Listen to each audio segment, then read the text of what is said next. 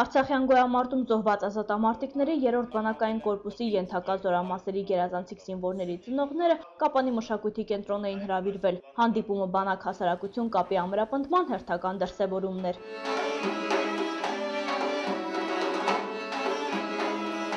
Հանրապետության հյուսիս-արևելյան սահմանները պաշտպանող 3-րդ բանակային կորպուսի ստորաբաժանումներում Սյունեցի զինվորները մյուսների հետ միասին պատվով են կատարում իրենց պարտքը հայրենիքի հանդեպ։ Հրամանատար Օնիկ Գասպարյանի երախտագիտության խոսքերն ուղղված էին ծնողներին, որոնք կարողացել են դաստիարակել և հայոց բանակ ուղարկել երկրի լիարժեք պաշտպաների։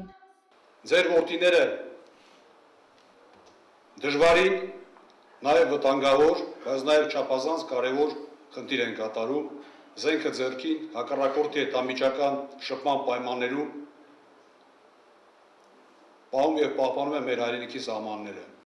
Մեկ տարուց ավել է մեր բանակը, մեր տունն է և մեր ամրոցը կարգախոսով Պաշտպանության նախարարությունը նման հանդիպումներ է նախաձեռնում, որի շնորհիվ զինվոր, ծնող, հրամանատարություն հարաբերությունները մեկ այլ հարթակ են տեղափոխվում։ Զինվորները վստահեցրին, որ պատրաստակամ են հարկ եղած դեպքում թշնամուն արժանի հակահարված տալու։ Մեր երկրի պաշտպանությունը ամուր հիմքերում է։ Մեր հրամանատարությունը մեզանից կերտում է իսկական հայրենիքի պաշտպան և մեր ձևավորում իսկական հայ մարդիկի իդեալը։ Հայոց բանակը անկախության նվաճումներից է։ Ծնողները հպարտ են, որ իրենց զավակները նույնպես հզոր ու մարտունակ բանակ ունենալու գործում իրենց լուման են ներդնում։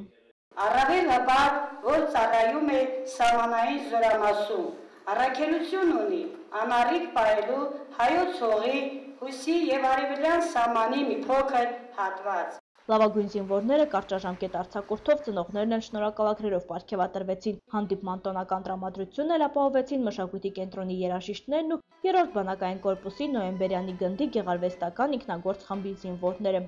Նելի Միրզախանյան, Ռոբերտո Անջանյան, Առաջին ալիք։